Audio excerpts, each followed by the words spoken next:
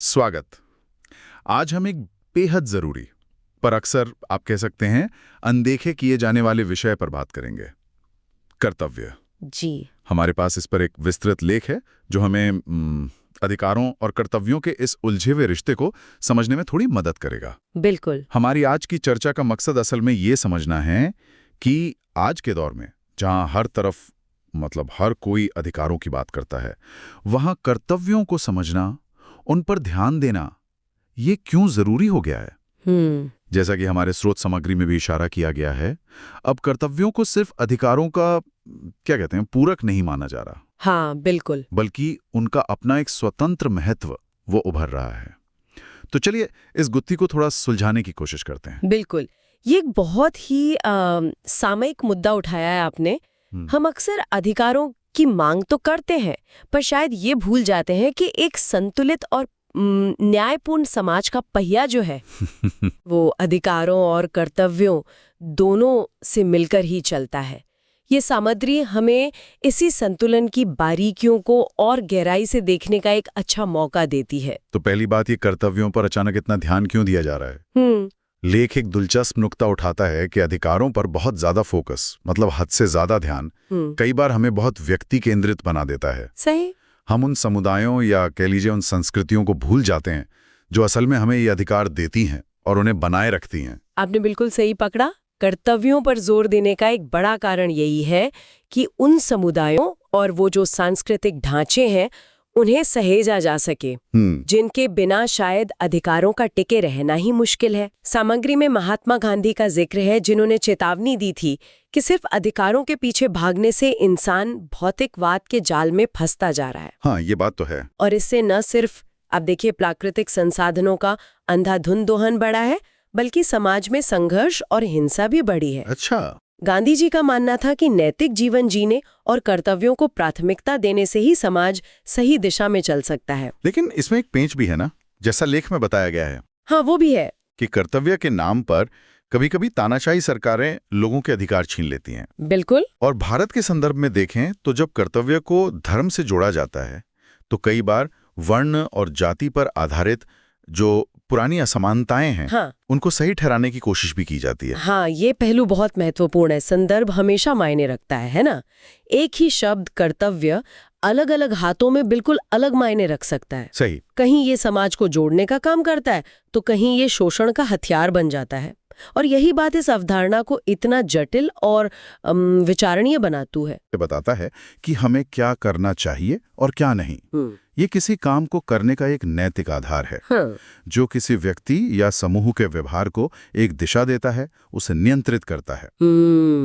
लेख में 3 मुख्य दृष्टिकोण बताए गए हैं जो हमारे सामाजिक कार्यों को प्रेरित कर सकते हैं: अधिकार आधारित, कर्तव्य आधारित और लक्ष्य आधारित। और इनमें से जो कर्तव्य आधारित दृष्टिकोण है वो इस बात पर जोर देता है कि कोई काम हमें इसलिए करना चाहिए क्योंकि वो नैतिक रूप से सही है। अच्छा। ना कि इसलिए कि उससे हमें कोई व्यक्तिगत फायदा होगा। सामग्री में एक बड़ा सीधा सा उदाहरण दिया गया है जो सोचने पर मजबूर करता है। क्या? कि हर नागरिक का कर्तव्य है कि वो मतदान करे और सार्वजनिक जीवन में सक्रिय रहे। जब तक वो ऐसा नहीं करता तब तक उसे सरकार से सुविधाएं पाने का नैतिक अधिकार नहीं हो सकता। ये तो सीधे तौर पर भागीदारी को हक से जोड़ता है। ये तो साफ है कि अधिकार और कर्तव्य एक दूसरे से जुड़े हैं, लेकिन अलग अलग विचारधाराएं इस रिश्ते को कैसे देखते हैं। उदारवाद से शुरू करते हैं। जी। लेख बताता है कि उदारवादी सोच में शुरुआत में कर्तव्यों को अधिकारों को संभव बनाने वाले साधन के तौर पर देखा गया, पर क्या ये इतना सीधा है? नहीं, देखिए, उदारवाद के अंदर भी इस रिश्ते को लेकर काफी मतभेद और विकास देखने को मिलता है। कई महत्वपूर्ण सिद्धांत हैं जो इसे अलग अलग नजरिए से देखते हैं। जैसे कि एक है हित सिद्धांत, जिसके मुख्य प्रस्तावक जेरेमी बेंथम थे। हाँ, बेंथम। उनका मानना था कि अधिकार कोई प्राकृतिक चीज नहीं है, बल्कि कानून द्वारा बनाए जाते हैं। कानून कुछ कर्तव्य तय करता है और उन्हीं कर्तव्यों से अधिकार पैदा होते हैं। अच्छा, कानून पहले, फिर कर्तव्य, फिर अधिकार।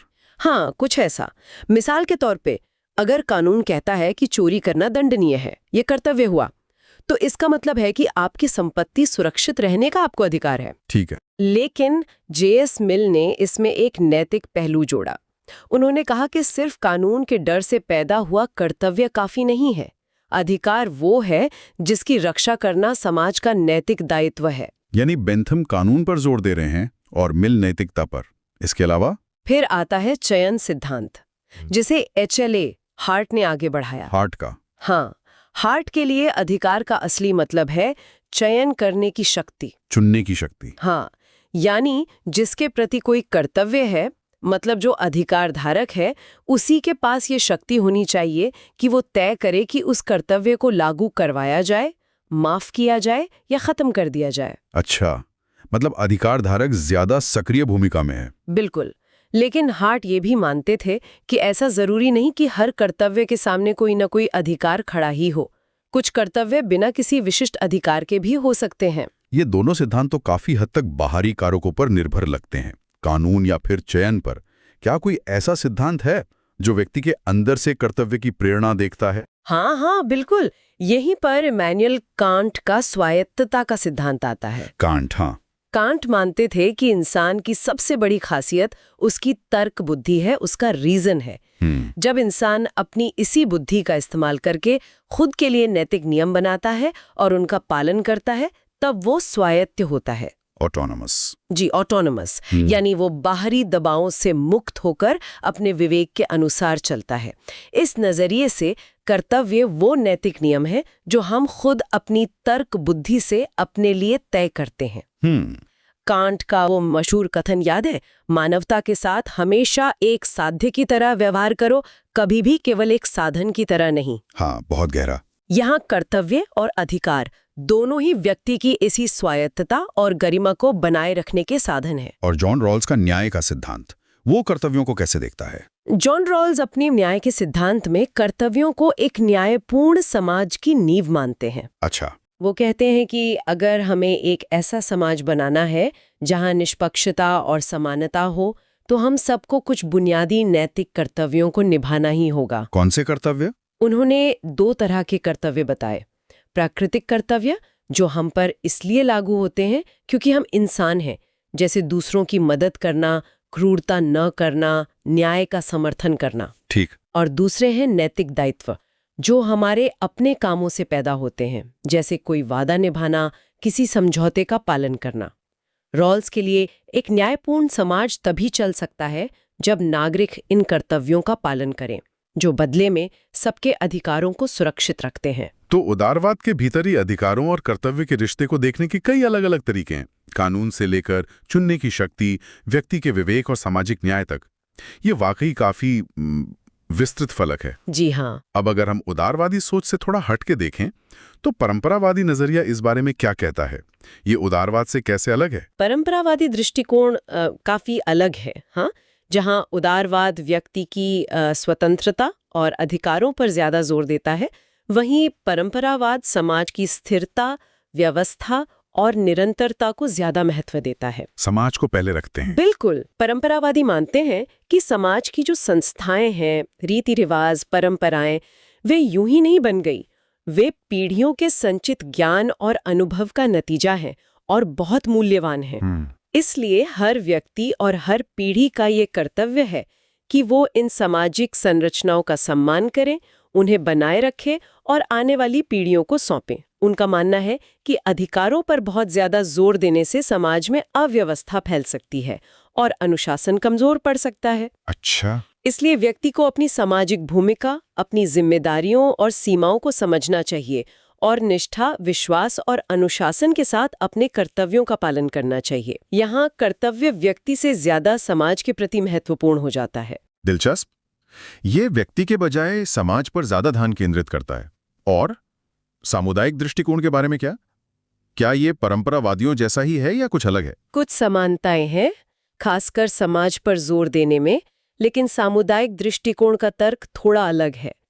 ये विचारक, जो अरस्तु और हेगल जैसे दार्शनिकों से प्रेरणा लेते हैं, कहते हैं कि इंसान मूल रूप से एक सामाजिक प्राणी है। हाँ, सोशल एनिमल। जी, हम अकेले अलग थलग व्यक्ति नहीं है, बल्कि एक समुदाय का हिस्सा है और हमारी पहचान उसी समुदाय से बनती है। इसलिए हमारे अधिकार तभी मायने रखते हैं जब हम उस समुदाय और उसके साझा मूल्यों के प्रति अपने कर्तव्यों को निभाते हैं। साझा मूल्य मतलब शेयर्ड वैल्यूज। हाँ, शेयर्ड वैल्यूज। चार्ल्स टेलर जैसे सामुदायिक विचारक कहते हैं कि हमारे कर्तव्य सिर्फ नकारात्मक नहीं होने चाहिए, यानी सिर्फ दूसरों को नुकसान न पहुंचाने तक सीमित नहीं, तो फिर बल्कि हमारे सकारात्मक कर्तव्य भी हैं, जैसे समाज में स्वतंत्रता, आपसी सम्मान और अच्छी सांस्कृतिक परंपराओं को सक्रिय रूप से बढ़ाना और बनाए रखना। यहाँ कर्तव्य समुदाय के साथ हमारे जुड़ाव को मजबूत करने और साझा जीवन को बेहतर बनाने का एक तरीका है। ये भी एक अलग नजरिया है जो व्यक्ति और समाज के रिश्ते को अलग ढंग से दिखता है। अब आते हैं उस दृष्टिकोण पर जिसका जिक्र हमने शुरू में भी किया था, गांधीवादी दृष्टिकोण। गांधी जी के लिए कर्तव्य का क्या स्थान था, ये बाकी दृष्टिकोणों से कैसे अलग है? गांधी जी के विचारों में तो कर्तव्य केंद्रीय स्थान रखता है। जैसा कि लेख में बताया गया है, उन्होंने धर्म शब्द का इस्तेमाल अक्सर कर्तव्य का मार्ग बताने के लिए किया। धर्म माने कर्तव्य? उनके संदर्भ में हाँ, उनके लिए स्वराज का मतलब सिर्फ अंग्रेजों से राजनीतिक आजादी पाना नहीं था, बल्कि स्वराज यानी खुद पर शासन करना, आत्मानुशासन और सबसे महत्वपूर्ण दूसरों के प्रति अपनी जिम्मेदारियों को निभाना था। उनका वो कथन बहुत शक्तिशाली है। असली अधिकार सेवा और कर्तव्य के उचित पालन से ही मिलते हैं, या जैसा पहले कहा, असली अधिकार केवल वही प्राप्त कर सकता है जो अपने कर्तव्यों का पालन करता है। उन्होंने इसे आध्यात्मिकता से भी जोड़ा था, है ना? हाँ बिल्कुल। गांधी जी ने अद्वैत वेदांत के सिद्धांत से प्रेरणा ली, जो सभी जीवों में एक ही आत्मा का वास मानता है। इसी आधार पर उन्होंने सभी मनुष्यों की समानता पर जोर दिया। और वर्णाश्रम? हाँ, यहीं पर उनकी वर्णाश्रम धर्म की व्याख्या बहुत अनूठी हो जाती है। उन्होंने इसे जन्म आधारित ऊंच नीच की व्यवस्था के रूप में खारिज किया और इसे हर व्यक्ति के लिए उसके स्वाभाविक कर्तव्यों मतलब स्वधर्म के पालन के रूप में देखा। स्वधर्म? जी। उन्होंने कहा, वर्ण का अर्थ है पूर्वजों द्वारा सौंपा गया कर्तव्य या पेशा, न कि सामाजिक श्रेष्ठता की व्यवस्था। उनके लिए अहिंसा, सत्य, अस्तेय, चोरी न करना, अपरिग्रह, जरूरत से ज्यादा जमा न करना और ब्रह्मचर्य, ये सब नैतिक कर्तव्य थे, जिनका पालन करके ही व्यक्ति और समाज का उत्थान हो सकता है। गांधी जी के लिए कर्तव्य निभाना ही जीने का सही तरीका था, अधिकारों का दावा करने से पहले। ये वाकई अधिकारों और कर्तव्यों के समीकरण को बिल्कुल पलट देता है। जहां ज्यादातर विचारधाराएं अधिकारों से शुरू करती हैं, गांधी जी कर्तव्यों को बुनियाद मानते हैं। बहुत गहरा विचार है जी। चलिए अब इस चर्चा के अगले पड़ाव पर चलते हैं और देखते हैं कि स्रोत कर्तव्यों के विभिन्न प्रकारों के बारे में क्या कहता है। आमतौर पर हम दो तरह के कर्तव्यों की बात सुनते हैं, नकारात्मक और सकारात्मक। हाँ, ये एक आम वर्गीकरण है। नकारात्मक कर्तव्य वो होते हैं जिनमें हमें कुछ करने से बचना होता है, ड्यूटी ऑफ ओमिशन कहते हैं इसे, जैसे किसी को चोट न पहुंचाना, किसी की संपत्ति न लेना। ठीक है। और सकारात्मक कर्तव्य वो होते हैं जिनमें हमें कुछ करने की जरूरत होती है, ड्यूटी ऑफ कमीशन, जैसे किसी डूबते हुए को बचाना, किसी भूखे को खाना खिलाना। लेकिन क्या ये विभाजन हमेशा इतना साफ होता है? मतलब क्या ये ब्लैक एंड व्हाइट है? नहीं, जैसा कि स्रोत स्पष्ट करता है, ये विभाजन कई बार धुंधला सा हो जाता है।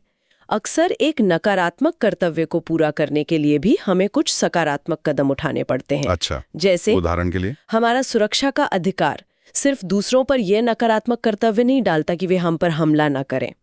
इस अधिकार को सार्थक बनाने के लिए राज्य और उसकी एजेंसियों जैसे पुलिस, न्यायपालिका, इन पर यह सकारात्मक कर्तव्य भी आता है कि वे अपराध रोकने, अपराधियों को दंडित करने और नागरिकों की सुरक्षा सुनिश्चित करने के लिए सक्रिय रूप से काम करें। सही बात है। तो एक अधिकार को बनाए रखने के लिए नकारात्मक और सकारात्मक दोनों तरह के कर्तव्य जरूरी हो सकते हैं। तो ये विभाजन पूरी तस्वीर नहीं दिखाता। क्या लेख में कर्तव्यों का कोई और वर्गीकरण भी दिया गया है? हाँ, लेख 3 तरह के कर्तव्यों का जिक्र करता है जो अधिकारों को प्रभावी बनाने के लिए बेहद जरूरी माने जाते हैं।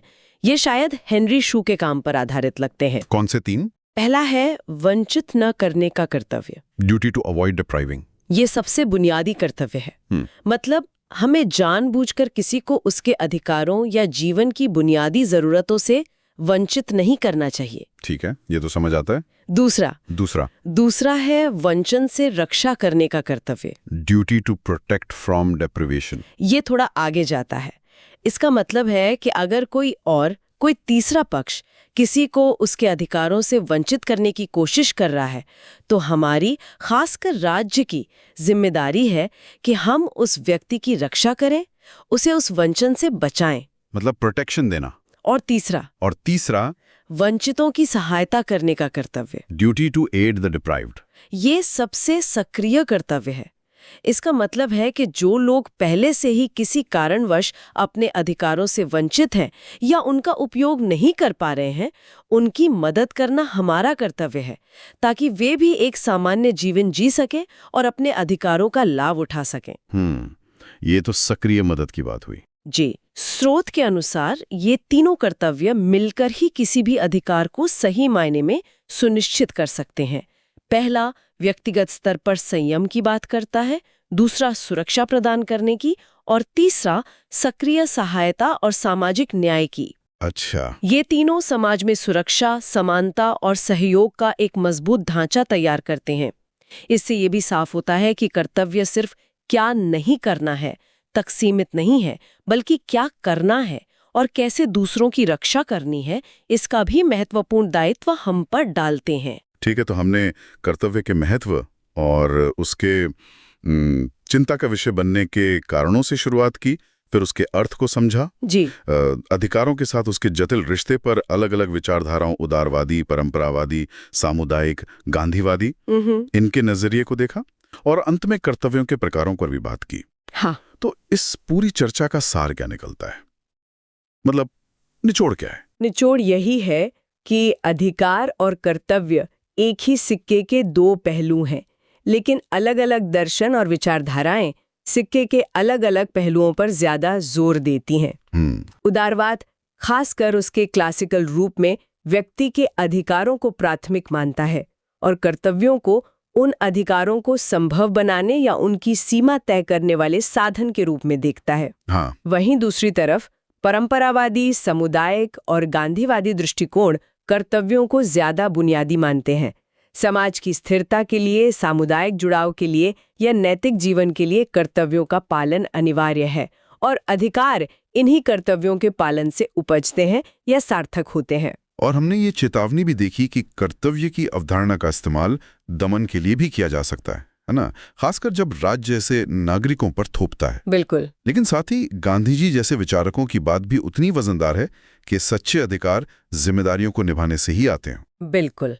संक्षेप में कहें तो जहां अधिकार हमें बताते हैं कि हम क्या पाने के हकदार हैं, वहीं कर्तव्य हमें याद दिलाते हैं कि एक समाज के सदस्य होने के नाते हमारी क्या जिम्मेदारियां हैं। दूसरों के प्रति, समुदाय के प्रति और शायद आने वाली पीढ़ियों के प्रति भी। कर्तव्य का दायरा अक्सर व्यक्ति से आगे बढ़कर पूरे समाज के ताने बाने को बनाए रखने तक जाता है। ये एक महत्वपूर्ण संतुलन है। तो इस सब को जानने के बाद एक सवाल मन में उठता है और शायद ये हमारे श्रोताओं के लिए भी सोचने वाली बात हो सकती है जी। कि आज के बदलते हुए समाज में जहां नई चुनौतियां हैं, नई जरूरतें लगातार सामने आ रही हैं, हम अपने व्यक्तिगत और सामूहिक जीवन में अधिकारों की मांग और कर्तव्यों की जिम्मेदारी के बीच सही तालमेल, वो संतुलन कैसे बिठा सकते हैं? बहुत जरूरी सवाल है। कैसे सुनिश्चित करें कि ना तो अधिकारों के दौड़ में हम अपनी जिम्मेदारियां भूल जाएं और न ही कर्तव्यों के नाम पर किसी के बुनियादी अधिकार कुचले जाएं? ये शायद वो सवाल है जिस पर हम सभी को सोचने की जरूरत है।